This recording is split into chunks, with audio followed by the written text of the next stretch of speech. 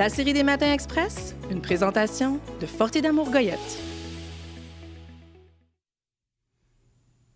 Bonjour à tous. Merci d'être avec nous en mode virtuel ce matin. Pour moi, c'est un plaisir de débuter la journée en dégustant un bon café avec vous. Mon nom est Steven Saint-Michel, je suis mentor à la CCIRS et partenaire client chez BDC Services Conseil. J'aurai l'honneur d'agir à titre d'animateur pour ce dernier Matin Express de l'année 2020. Notre rencontre débutera avec un mot de la part du président de la CCIRS, Maître Alain Chevrier, puis viendra ensuite la conférence présentée par les CPA de la Montérégie. Si vous avez des questions pendant la présentation, on vous demande, s'il vous plaît, de les déposer dans la section Q&R dans le bas de votre écran. La section clavardage devra être utilisée uniquement pour les commentaires. Sans plus tarder, je laisse maintenant la parole à Maître Alain Chevrier, avocat associé chez Doton-Rainville et président de la CCIRS. Bonjour à tous. Alors, j'aimerais débuter en attirant votre attention sur la dernière édition du magazine Commerce et Industrie de la Rive-Sud. L'édition de novembre 2020 vous présente quelques articles très intéressants sur le télétravail, la gouvernance et la relance économique. On vous présente également le nouveau conseil d'administration de votre Chambre, le comité de l'aile jeunesse et la nouvelle chef mentor au règne de la cellule mentorat Pôle Sud. Chers membres, vous avez probablement déjà en main votre magazine, mais sachez qu'il est aussi possible de consulter le format numérique sur notre site Internet. À l'approche des fêtes, je vous invite à faire deux choses. Premièrement, donnez généreusement à la guignolée des médias de la Rive-Sud. Depuis de nombreuses années déjà, la CCIRS est fière d'appuyer cette cause. J'ai le privilège d'agir à titre de parrain d'honneur pour l'édition 2020. En ces temps anormaux pour tous, les demandes explosent et les ressources se font de plus en plus rares. Alors c'est pourquoi les banques alimentaires ont besoin de vous plus que jamais. Il s'agit de la dernière journée pour s'inscrire à la collecte de denrées non périssables que la CCIRS récoltera en entreprise demain, le 3 décembre. Comme à l'habitude, nous ferons la tournée accompagnée de notre partenaire, TVRS, qui immortalisera votre grand geste de générosité sur caméra. Toutefois, il ne s'agit pas de l'unique façon de contribuer à la cause. Vous pouvez aussi effectuer un don en ligne sur le site web de la Grande Guignolée des médias de la Rive-Sud. Chacun de vos dons feront la différence. Alors, je vous invite donc à donner en grand nombre. Deuxièmement, achetez local. On ne le répétera jamais assez. En cette période où nous consommons plus qu'à l'habitude, je vous invite à acheter localement le plus possible. Vous avez à votre disposition plusieurs outils qui vous permettent de connaître vos marchands locaux. Donnez un coup de pouce aux entreprises locales pour qui l'année 2020 fut plus difficile. Vos achats feront la différence dans notre économie. Je finis maintenant en remerciant notre partenaire, les CPA de la Montérégie, de venir présenter ce Matin Express, car dans le contexte actuel, la recherche de financement se veut parfois un exercice difficile. Votre conférence tombera certainement à point pour de nombreux entrepreneurs présents ici ce matin. Je laisse maintenant la parole à M. Daniel Valois, qui vous présentera des astuces accessibles à toutes les entreprises afin de vous permettre de transformer votre financement en catalyseur de succès. Il est reconnu pour bien vulgariser ce sujet qui se voit parfois un peu trop technique et théorique. Alors, je vous souhaite donc une belle conférence et de très joyeuses fêtes. Merci beaucoup, Maître Chevrier. Avant de débuter la présentation, je prends une minute pour vous présenter le conférencier qui sera avec nous pour la prochaine heure. C'est en direct des studios de notre partenaire diffusion TVRS que nous accueillons M. Daniel Valois, CPA, CA, CF, MBA, conseiller expert d'affaires chez Desjardins Entreprises. Fils d'entrepreneur, Daniel Valois a grandi au sein des commerces familiaux. Fortement influencé par son expérience entrepreneuriale, il joint l'équipe de Deloitte en 2011 afin de se consacrer au développement des petites et moyennes entreprises. Durant cette période, il aura dirigé des centaines d'interventions en financement, achat et vente d'entreprises, gestion financière, démarrage, redressement et stratégie. En octobre 2020, suite à ses interventions comme conseiller d'affaires durant la crise de la COVID-19, il s'est fait offrir le poste de conseiller expert d'affaires, innovation et technologie pour la vice-présidence des services aux entreprises du Mouvement Desjardins.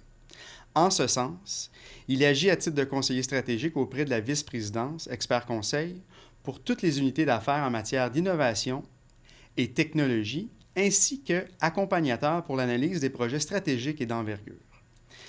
Véritablement passionné par sa profession, il s'investit également à titre de membre de comités consultatifs et est conférencier pour le Centre de transfert des entreprises du Québec depuis 2016.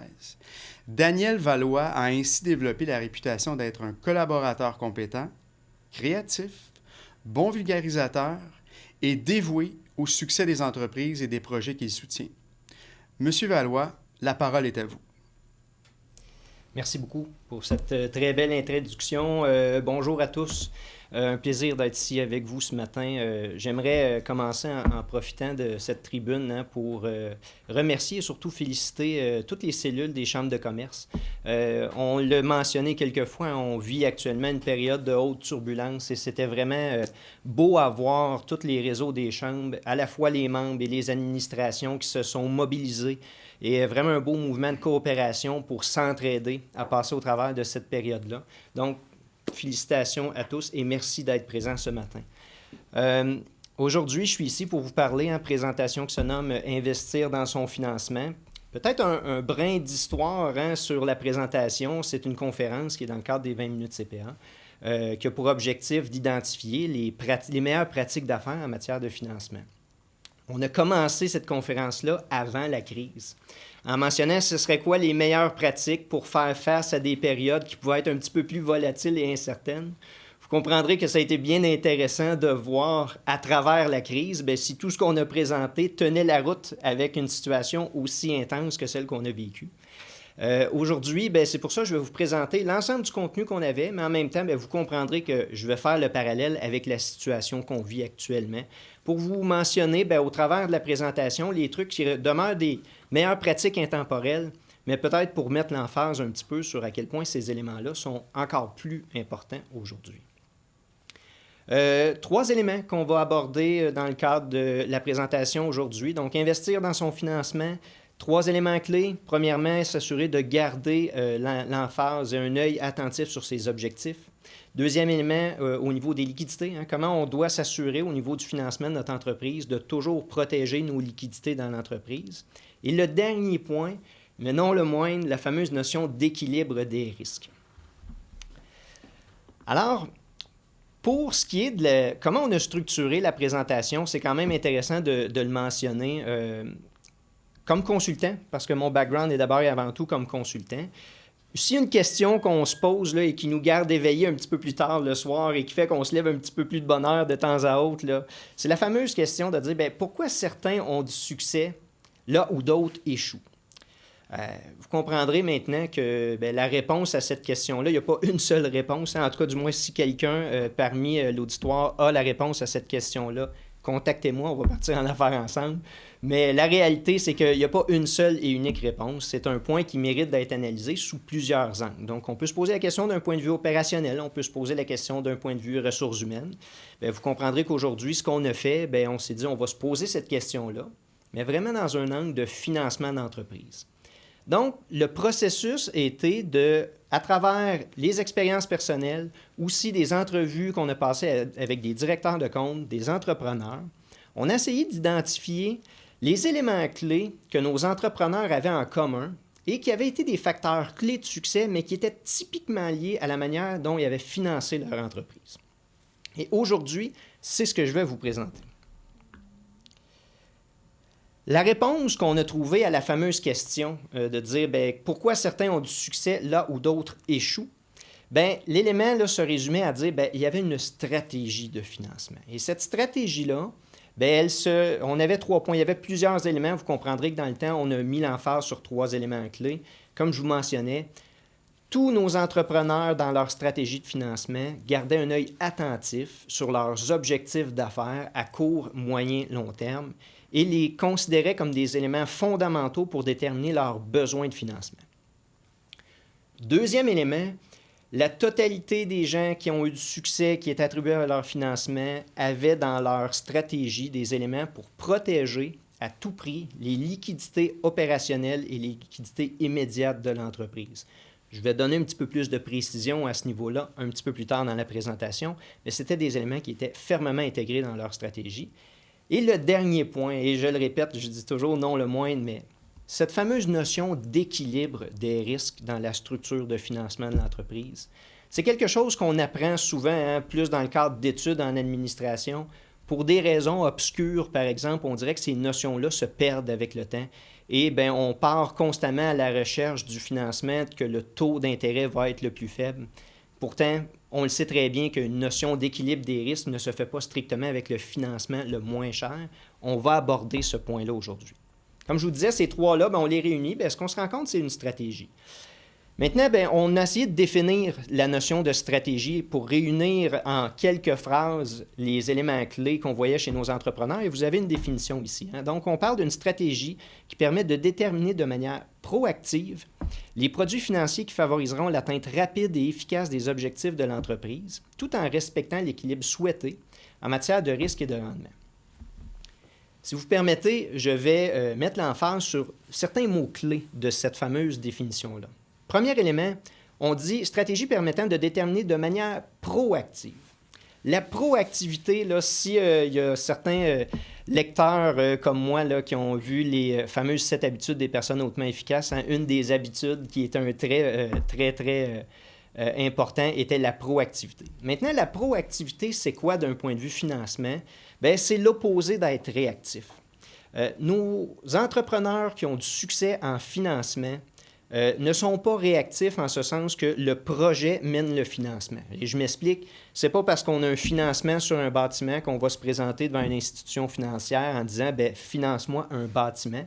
Au contraire, eux vont plus loin que ça dans leur démarche. De manière proactive, ils savent exactement analyser l'ensemble du financement de l'entreprise avec des projections financières pour se présenter non pas de manière réactive en disant c'est quoi la meilleure façon de financer ce projet-là, mais plutôt de dire voici comment je veux financer ce projet-là. Donc, cette proactivité-là, on va y revenir un petit peu plus loin. Autre élément, les produits financiers. Vous voyez, ce n'est pas un seul produit financier. Je vous l'ai mentionné dans la notion d'équilibre de risque. Avoir une bonne stratégie de financement implique d'avoir plusieurs produits financiers. Maintenant, plusieurs produits ne veut pas dire la fameuse diversité au niveau du financement, c'est pas d'être dans 1000 institutions financières, mais c'est d'avoir des produits adaptés aux besoins du projet qu'on réalise, mais surtout à notre réalité d'entreprise, et ça mérite plusieurs produits financiers distincts. Autre élément, c'est des produits qui favorisent l'atteinte rapide et efficace des objectifs de l'entreprise. Je reviens avec mon exemple. Si on a un bâtiment à acheter, est-ce que le but, c'est tout simplement de financer ce bâtiment-là? Non. Les objectifs qu'on a lorsqu'on fait un financement, c'est toujours de s'assurer d'avoir une entreprise, après notre financement, qui va être aussi performante, si ce n'est pas plus. Donc, c'est important, lorsqu'on parle de financement, d'avoir en tête nos objectifs ultimes. Et bien ça, tout en respectant l'équilibre souhaité en matière de risque et de rendement. Tout ça va être couvert dans la section « Équilibre ». Premier élément, les objectifs, d'avoir ces objectifs en tête. Naturellement, nos entreprises sont gérées par des êtres humains, donc on revoit des comportements très humains et typiques dans la gestion financière de nos entreprises qu'on retrouve dans la vie de tous les jours. Et je vous attirais sur un exemple qui est très commun, qu'on a probablement tous vécu, qui est l'acquisition d'une première maison. Vous l'avez sûrement vécu lorsqu'on achète notre première maison, avant même de commencer la démarche. On a tous une réflexion très rationnelle là, et très à la Pierre-Yves McSween, là, en se disant on en a-tu vraiment besoin? C'est nos besoins sur toute notre vie qu'on va mettre dans l'équation. Qu'est-ce qu'on souhaite faire en dehors de notre maison? Qu'est-ce qu'on souhaite d'un point de vue familial? Est-ce qu'on a des objectifs financiers? On essaie de tout tenir compte, puis on se pose la question, il ne faut pas partir démesurément dans notre acquisition. On essaie de rester en contrôle à ce niveau-là. Et ça, cette belle réflexion-là, elle tient la route jusqu'à temps qu'arrive une maison de rêve dans notre démarche. Et là, c'est fini, là, toutes nos bonnes intentions à la Pierre-Yves McSween de dire « en as-tu vraiment besoin ?» ça disparaît instantanément. Et là, tout ce qu'on pense à ce moment-là, on tombe dans le fameux phénomène du « tant qu'à y être ». Tant qu'à y être, on pensait acheter une première maison. Mais si on veut 2 enfants, ben ça va être mieux d'avoir plus de chambres. Si dans le temps des fêtes, on veut recevoir toute la famille, chose qui semble pas être trop possible pour l'instant, mais bref, on va avoir un masse de chambres pour recevoir tout le monde. Si on va avoir 2 autos, si on va avoir un 4 roues, un skidoo, bref, tout rentre dans cette maison-là. Puis là, ben, on se dit, ben tout est parfait, là. C'est over-deliver. Mais en arrière, là, dans notre cerveau, on a tous un petit peu...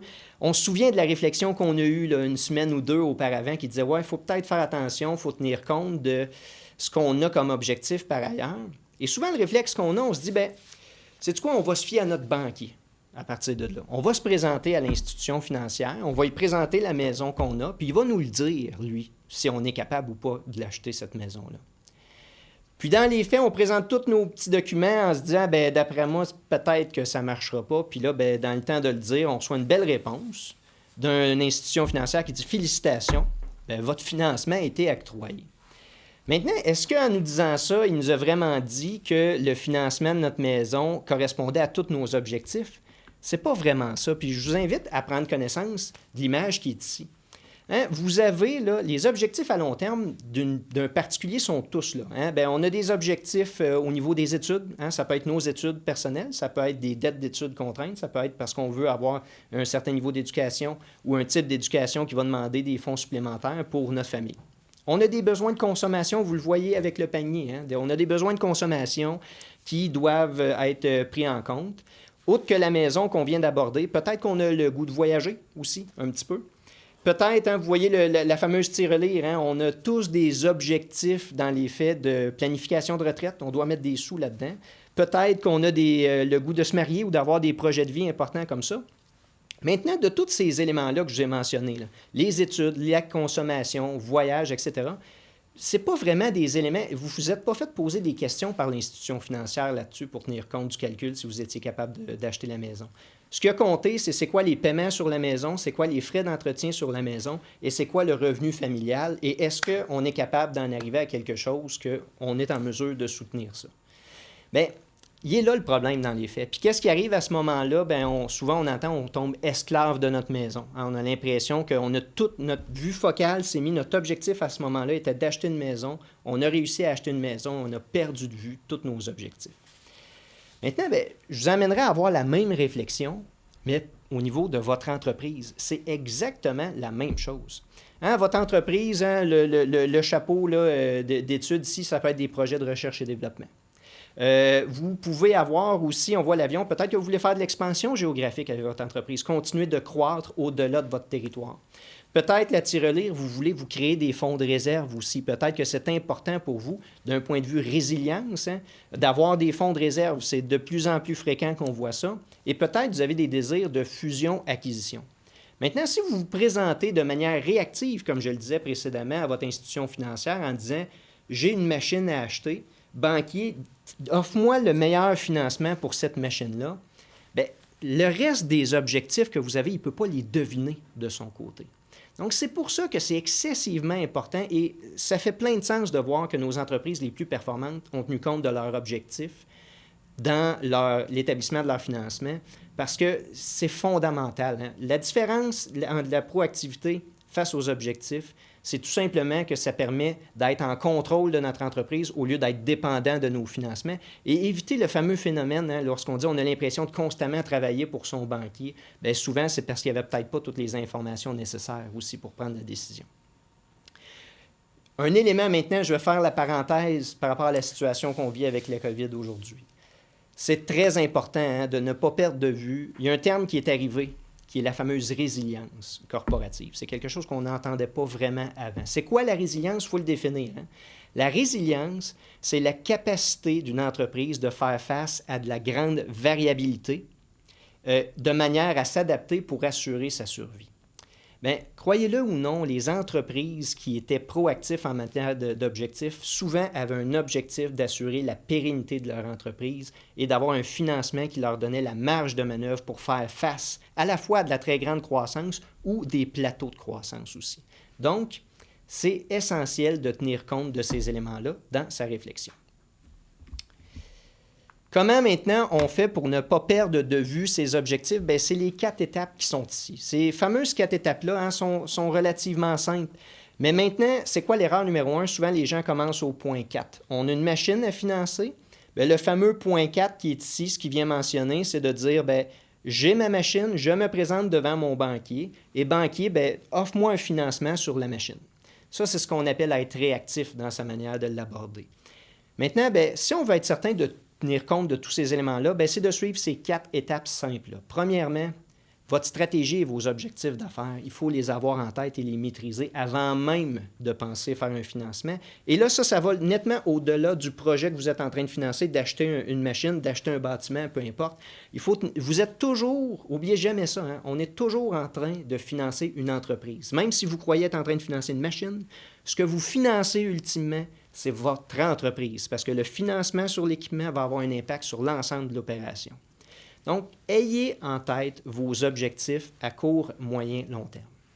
Une fois que ça est fait, bien, le point 2, bien, c'est les projections financières. Hein? On va tout traduire ces éléments-là d'objectifs en projections financières. C'est très facile, c'est plus facile aujourd'hui que jamais hein, d'avoir des bonnes projections financières. Vos cabinets comptables peuvent vous accompagner là-dessus. Il y a des outils qui sont très performants qui rendent le coût beaucoup moindre. Donc, projection financière, on traduit ça dans un document qui va vous permettre de voir bilan, état des résultats et surtout budget de caisse de vos objectifs. Et le point 3, bien, c'est d'en arriver avec le montage financier.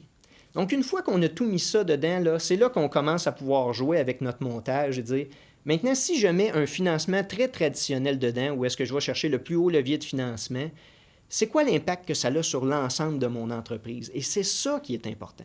Donc, les fameuses projections financières permettent de mettre un montage qui va vous permettre de voir l'impact de ce nouveau financement-là sur l'ensemble de la flexibilité qui vous reste et est-ce que ça répond à ce que vous souhaitez. Hein, le fameux ratio de couverture de charges fixes, s'il est à 1,05, vous comprenez que vous avez 5 % de marge de manœuvre. Est-ce que c'est vraiment ça qui vous rend confortable? Est-ce que vous avez le goût d'un style de gestion qui correspond à ça? Peut-être que c'est le cas. Si c'est le cas, tant mieux. Sinon, bien, vous devez revoir un petit peu le montage.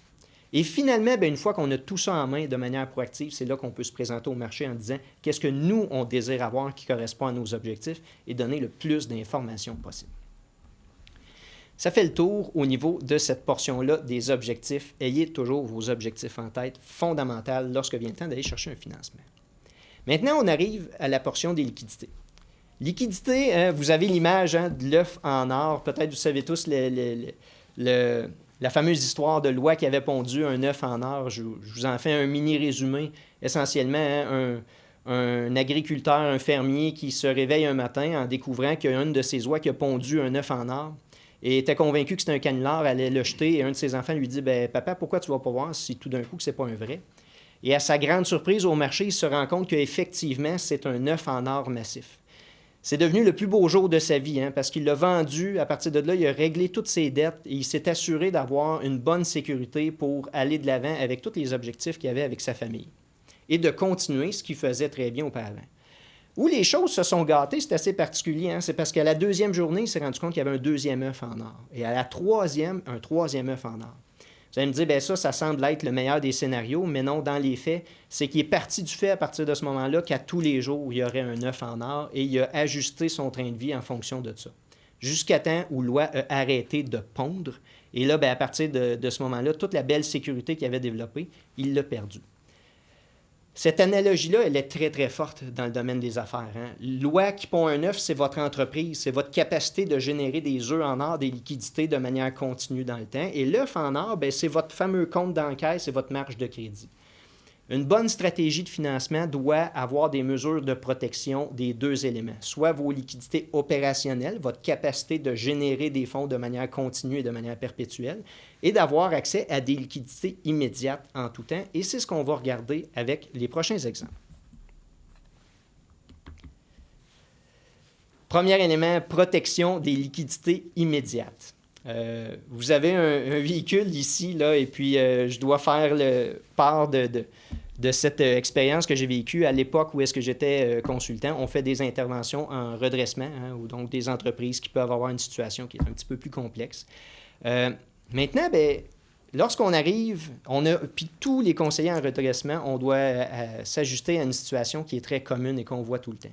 C'est qu'on a un entrepreneur qui est très émotif lorsqu'on arrive sur place et qui va nous dire, bien, mes partenaires financiers ne m'ont pas compris. J'ai les meilleurs clients, j'ai le meilleur produit, j'ai les meilleurs employés, j'ai les meilleurs fournisseurs, j'ai le meilleur modèle d'affaires, puis pourquoi on me considère comme si j'étais une Lada rouillée? Puis ça, cette situation-là, hein, ça serait facile de tomber dans le panneau, de dire « Ouais, mais écoute, si tu es dans la situation actuelle, c'est peut-être pas vraiment le cas que tu as tous ces éléments-là qui sont les meilleurs. » Maintenant, avec l'expérience qu'on se rend compte, et ce qui est triste, c'est que souvent, ces entrepreneurs-là ont raison. Ils ont effectivement un excellent produit, les meilleurs employés, un très, très bon modèle d'affaires. Puis ça peut être difficile de comprendre comment on va ajuster notre situation pour avoir un impact vraiment dans notre démarche. Ce qui m'est arrivé, puis qui m'a permis de m'en sortir, puis je me suis toujours servi de cette analogie-là depuis, c'est qu'un jour, il y a un entrepreneur qui me dit « Daniel, pourquoi mon entreprise, je te le dis, mon entreprise, là, c'est une Ferrari de course. Puis j'ai l'impression que tous mes banquiers me considèrent comme si j'étais une vieille Honda Civic. » Puis là, j'ai dit, tu as raison, sauf qu'il ne faut pas perdre de vue qu'une Ferrari ou une Lamborghini, s'il n'y a pas de gaz dans le tank, ça ne l'avance pas. Et puis la Honda Civic, si elle en a du gaz, elle va pouvoir continuer. Et vous comprendrez que cet élément-là, face à une crise comme qu'on a vécue, ça met vraiment de l'emphase sur ce principe-là. Hein? Vous avez bien beau avoir une Formule 1, s'il n'y a pas de gaz dans le réservoir, elle n'avancera pas. Votre entreprise, si vous n'avez pas des liquidités à votre disposition, vous n'aurez jamais la chance de prouver que vous avez effectivement raison et que vous avez le modèle d'affaires le plus performant, les meilleurs clients, les meilleurs fournisseurs, que vous avez vraiment quelque chose d'exceptionnel entre les mains. Donc, il faut s'assurer à tout prix, lorsqu'on magasine notre financement, d'avoir des mesures de protection pour ces fameuses liquidités immédiates-là, qui est l'équivalent de votre essence dans votre réservoir. Donc, je mentionne ici, sans argent, votre entreprise n'aura même pas la chance de prouver qu'elle est performante. Donc, vous devez avoir dans votre structure de financement des outils qui vous permettent d'avoir accès à des liquidités immédiatement en tout temps. Je vous mentionne quelques exemples ici qui sont souvent sous-utilisés pour des mauvaises raisons et je vais vous partager des expériences là-dessus. Le premier élément, c'est le fameux affacturage. Facturage qui a eu mauvaise presse pour des raisons X, Y, Z, ou est-ce que c'est un processus, hein, où est-ce qu'on dit, nos fameux comptes à recevoir, au lieu de les financer via une marge de crédit, hein, qu'on a le fameux pattern, le 75 % des comptes à recevoir, 50 % au niveau des stocks, avec certaines limites, on enlève les déductions, les créances prioritaires.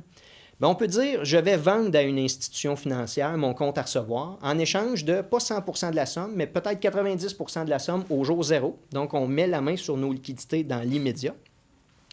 Et une fois qu'on a la main sur ces fameuses liquidités-là, la journée que l'institution financière va recevoir le paiement final, ils vont se prendre des intérêts et des frais entre les deux. Ils vont nous verser le restant de la somme.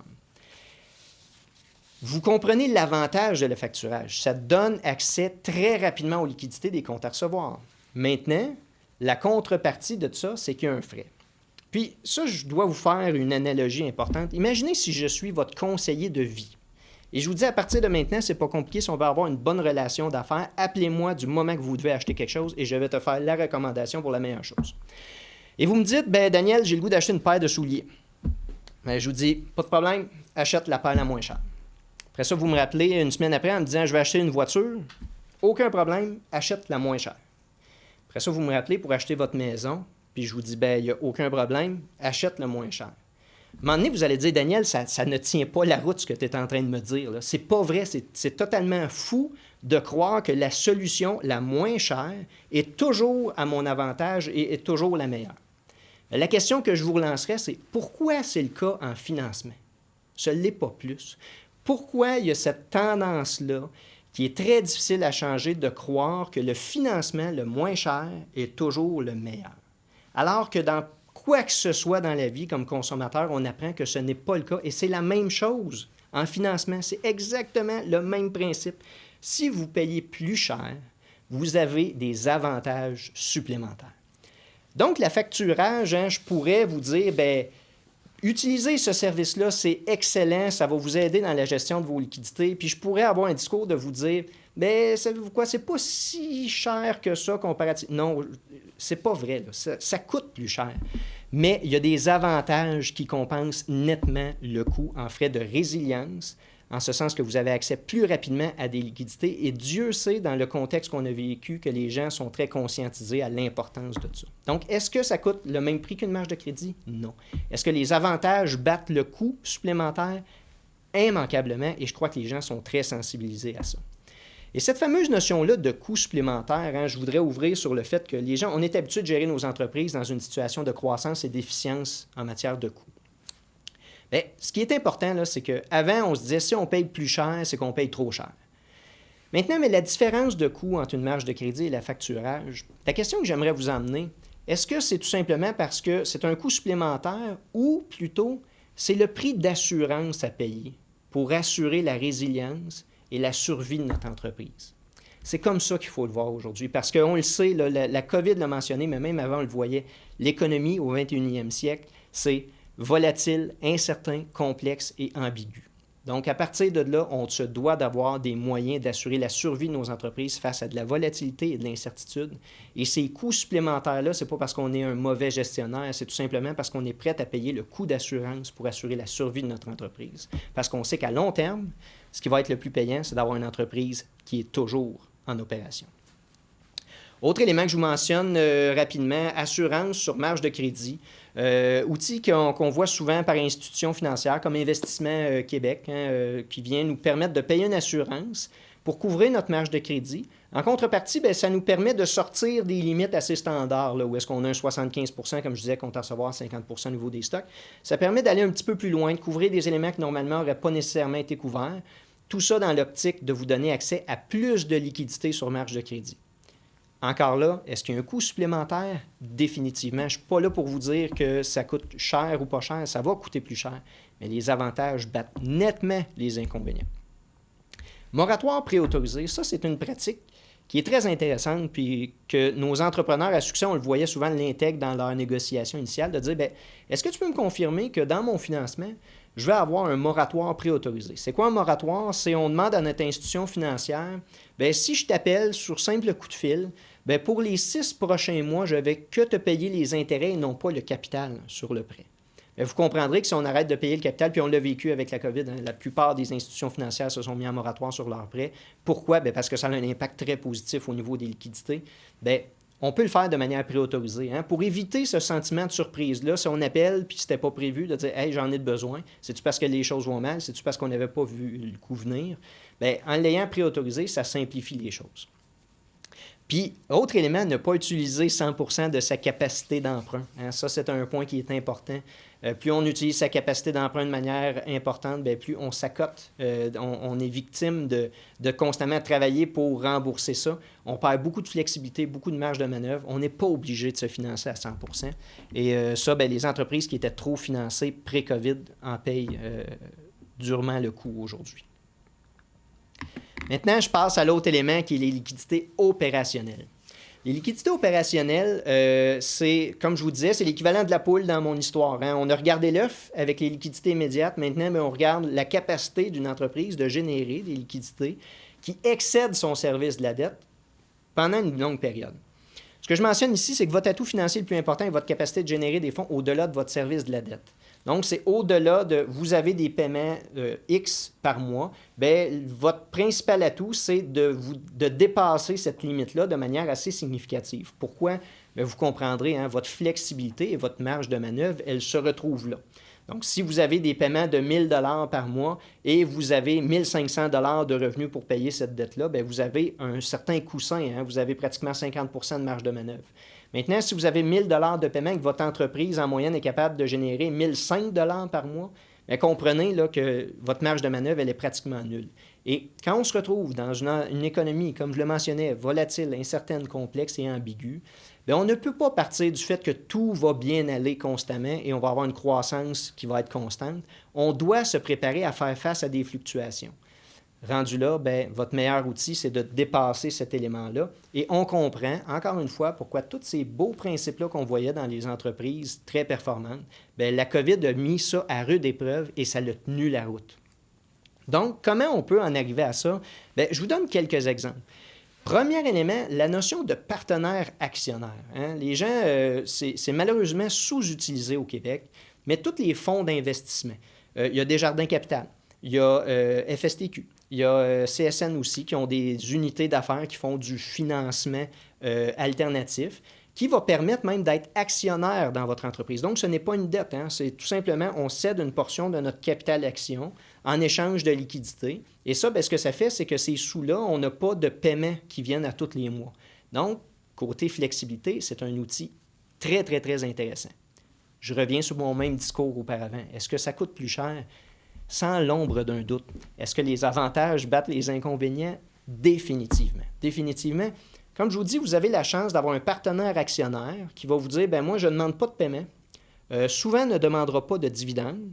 Et dit, bien, moi, tout ce que je veux, c'est que l'entreprise continue de croître le plus possible à long terme et je vais faire mon argent sur l'accroissement de la valeur des actions quand éventuellement vous allez me racheter. Bien, oui, ça coûte plus cher. Hein? La journée que vous allez payer les actions, bien, si vous calculez le rendement va être définitivement plus élevé que si vous financez via un prêt à terme. En contrepartie, imaginez tous nos partenaires qui avaient des partenaires actionnaires dans leur entreprise quand ils ont fait face à une situation comme la COVID et que le volume d'affaires diminue de manière significative. Il y avait moins de dettes, il y avait beaucoup plus de marge de manœuvre et la beauté du partenaire actionnaire, c'est qu'il s'auto-ajuste à la situation.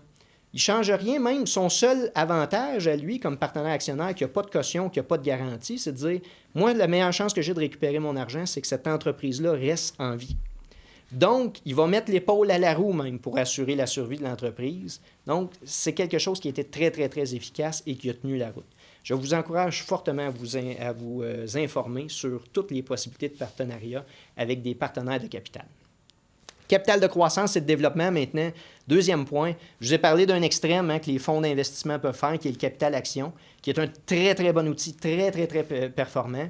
Maintenant, bien, capital de croissance et de développement, c'est quoi? Bien, c'est un petit peu le juste milieu entre un financement traditionnel et le capital action, où est-ce qu'on dit, bien, on a un prêt, mais qui n'a pas de caution, qui n'a pas de garantie et qui est excessivement flexible. Le directeur investissement a la possibilité de moduler de la manière qu'il le souhaite les remboursements de son prêt. Bien, encore là, face à une situation de crise, c'est très, très, très facilement modulable et ça va assurer votre survie. Et vous avez l'avantage que, n'ayant pas de caution ni de garantie, bien, ce fameux phénomène-là de dire quand ça vire mal, je dois mettre l'épaule à la roue, encore là, il est dans la même situation. Si l'entreprise viendrait qu'arrêter, c'est une perte totale comparativement à un prêteur garanti qui, lui, bien, peut toujours mettre la main sur ses garanties. Autre élément, refinancement d'actifs à long terme. Je le mentionne, si vous voulez financer une pièce d'équipement, mais que vous avez de la capacité d'emprunt sur votre bâtiment, bien, peut-être vous auriez avantage à mettre une méthode pour financer votre bâtiment à un taux moindre et une période d'amortissement beaucoup plus longue, ce qui va vous assurer d'avoir un service de la dette qui va être plus faible. Et finalement, bien, le fameux financement par fonds générés. Hein. Vous avez le droit de vous financer à même vos fonds. Vous n'êtes pas obligé de constamment tout financer si ça peut vous donner moins de paiements et assurer d'avoir une entreprise qui est beaucoup plus résiliente. Ça fait le tour pour la portion des liquidités opérationnelles.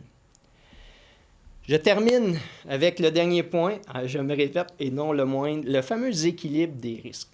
Ça, c'est quelque chose de phénoménal que j'arrive difficilement à comprendre encore aujourd'hui et on est plusieurs à le voir comme ça. On le sait tous.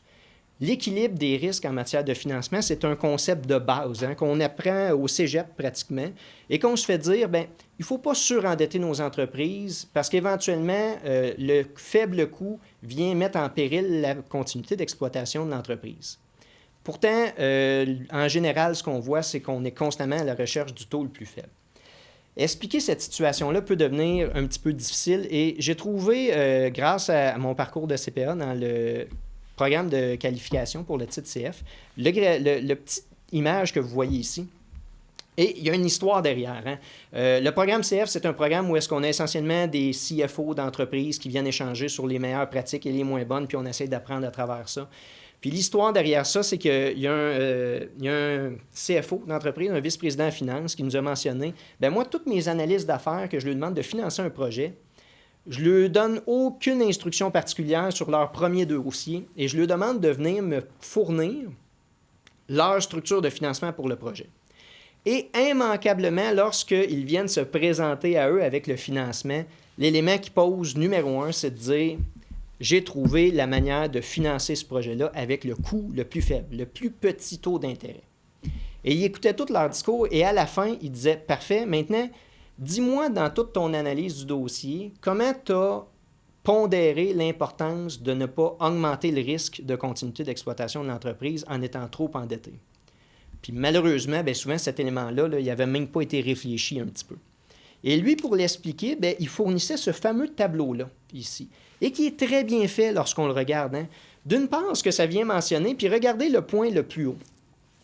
Vous comprendrez, la pyramide est faite lorsqu'on regarde en haut, on a les financements qui sont généralement le plus garantis et au plus faible taux. Et plus on descend, on tombe avec des moyens qui sont moins garantis et avec un coût de financement qui est plus élevé. Voyez comment que l'équilibre, là, il est totalement respecté. D'une part, si vous êtes dans la portion financement-dette en haut, vous voyez d'un côté l'entreprise, le risque est plus élevé. Pourquoi? Bien, parce que pour le prêteur, si vous regardez du côté droit, bien, le risque est très faible. Son risque, il y a des garanties, il y a des cautions personnelles et ces deux éléments-là combinés ensemble et des paiements qui sont fixes à travers le temps, ce qui fait en sorte que son risque est très couvert au jour zéro et est dégressif dans le temps. Donc, il ne vous charge pas un faible taux parce qu'il est plus performant nécessairement, il vous charge un faible taux parce que son risque est très faible et ça le permet. Maintenant, c'est des vases communicants, ça. Si le risque n'est pas sur les épaules du prêteur ou de l'investisseur, immanquablement, elles sont sur les épaules de votre entreprise et des actionnaires de l'entreprise. Parce qu'on met même souvent à risque notre patrimoine familial sur ces prêts-là. Donc, si vous êtes du côté où est-ce que votre taux est très, très faible et vous avez le risque pour votre entreprise, immanquablement est plus élevé. Si je vais à l'opposé, si je descends en bas du tableau, bien, vous voyez au niveau du capital action, bien, on a d'une part le risque pour le prêteur, il est très élevé. Je vous l'ai mentionné tantôt. Hein. Le prêteur, là, lorsqu'on est actionnaire d'une entreprise, bien, on n'en a pas de caution, on n'en a pas de garantie. Il faut que l'entreprise reste en vie. C'est notre seul moyen d'éventuellement retrouver notre argent. En contrepartie, regardez le risque pour l'entreprise de l'autre côté. Il est très faible. Pourquoi? Bien, parce que c'est un outil qui va s'ajuster en fonction de la variabilité et puis qui va assurer la survie de l'entreprise. Maintenant, ce que j'aimerais conclure sur cet élément-là, c'est que je ne suis pas en train de vous dire les financements à terme ne sont pas bons et le capital action, c'est le meilleur. Même, je vous dirais, de se financer 100% par dette serait aussi dangereux que de se financer 100% strictement par capital action, hein, parce que vous comprendrez qu'en contrepartie, c'est vrai, notre risque est moindre, mais il ne faut pas perdre de vue que le coût est excessivement élevé. Ce que ça prend et qu'on doit retenir, c'est que si on va être performant dans notre structure de financement, et surtout avoir une structure de financement qui est résiliente et qui assure la continuité d'exploitation de notre entreprise à long terme dans un environnement économique qui était volatile, tout est une question d'équilibre. On ne doit pas constamment avoir le réflexe de se financer avec le taux d'intérêt le plus faible. Et plus que ça, je vous dirais, portez une attention particulière à tous ceux qui essayent de vous convaincre que le financement le plus faible est constamment le meilleur. Hein. Souvent, ça augmente le risque. C'est plus facile de justifier ça coûte moins cher A que B. Ceci étant dit, vous devez toujours poser la question, est-ce que ce financement-là est en ligne avec le risque que je souhaite, moi, comme actionnaire, et le risque que je suis prêt à prendre avec mon entreprise. Donc, très beau tableau, facile d'utilisation et ne jamais le perdre de vue. Ça prend une diversité dans les produits, comme on disait dans la définition initialement, hein, ça prend un portefeuille de produits pour assurer d'avoir un équilibre adéquat dans les risques et assurer la continuité de notre entreprise à long terme. On arrive maintenant à la conclusion. Je vous mentionnais hein, depuis le début, ces fameux 3... Je vous résume. Objectif, la question, à vrai dire, à vous poser, là, elle est relativement simple. Posez-vous la question maintenant avec la structure de financement que vous avez dans votre entreprise. Est-ce que vous avez toujours tenu compte de vos objectifs à court, moyen, long terme avant de vous présenter à votre institution financière pour l'ensemble de l'entreprise?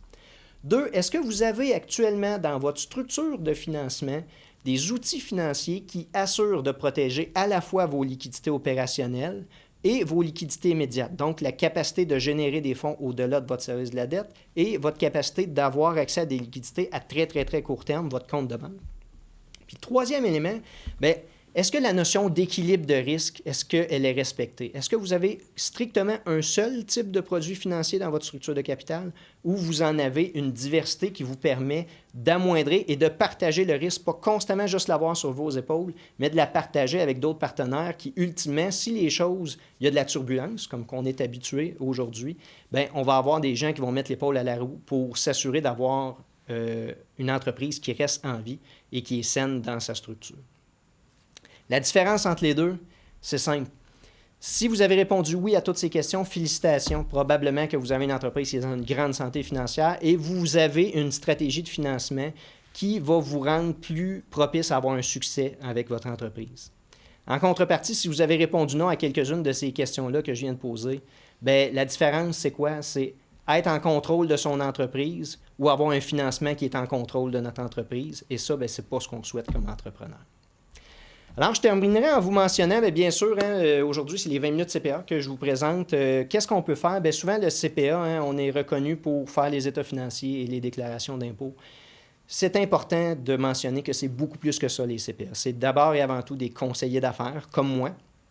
Vous voyez, aujourd'hui, je ne vous ai pas parlé d'état financier, je ne vous ai pas parlé de fiscalité, on a parlé business aujourd'hui. Bien, vos CPA sont capables de le faire. Les cabinets ont des experts comme moi qui peuvent vous accompagner. Et que ce soit comme guide, comme mentor, comme conseiller stratégique, à la fois pour la stratégie de financement ou tout autre élément stratégique, bien, ça vaut la peine de parler à son CPA pour aller chercher des conseils.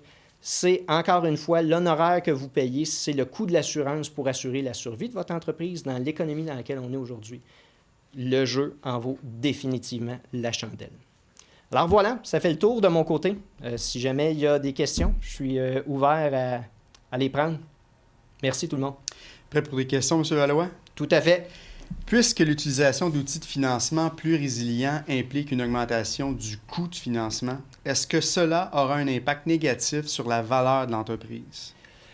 Bonne question, bonne question. Puis c'est un point qui parfois arrive. Non, hein, la réponse est un non très catégorique. Hein. La valorisation d'une entreprise n'est pas dépendante de son financement.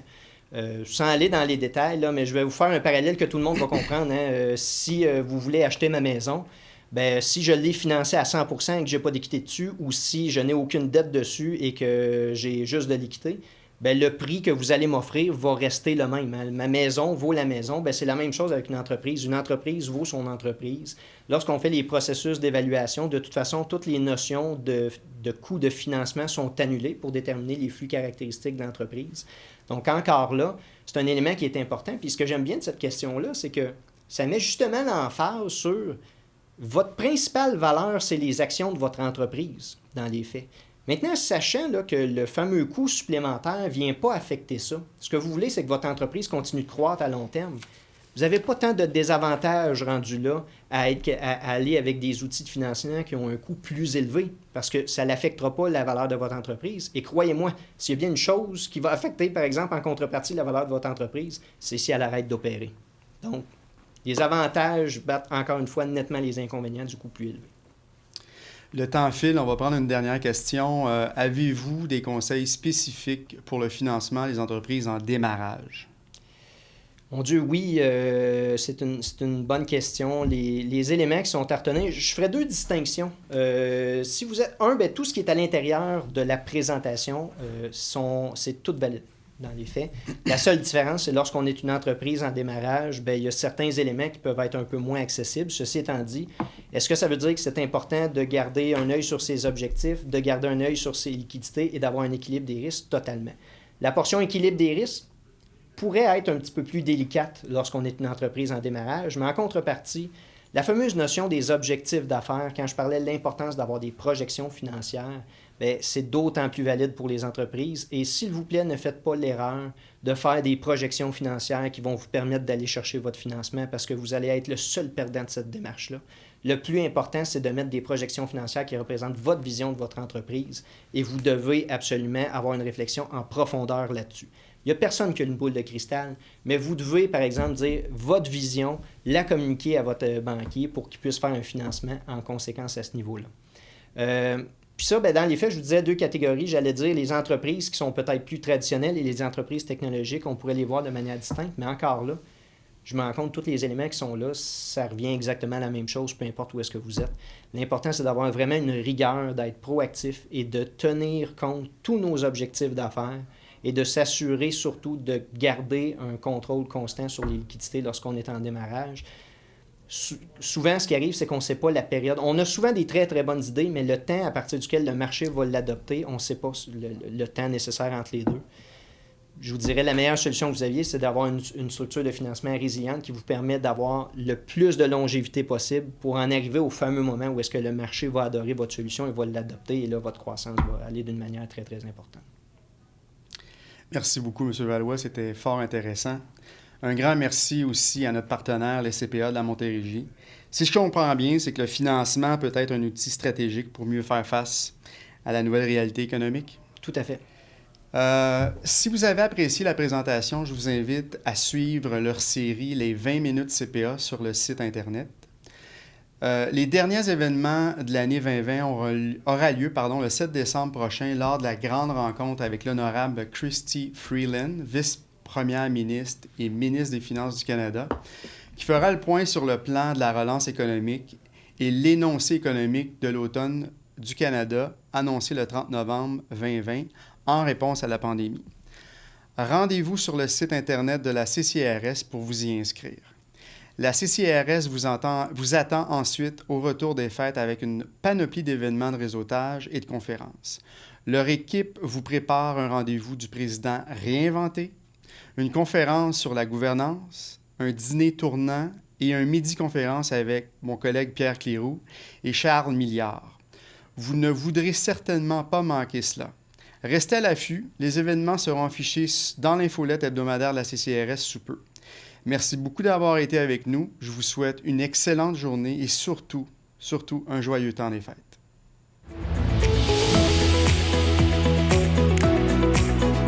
La CCIRS tient à remercier Fortier d'Amour Goyette, partenaire des Matins Express. Ses grands partenaires annuels, Dunton Rainville, Desjardins Entreprises, Université de Sherbrooke, ainsi que TVRS pour la réalisation et diffusion de cet événement.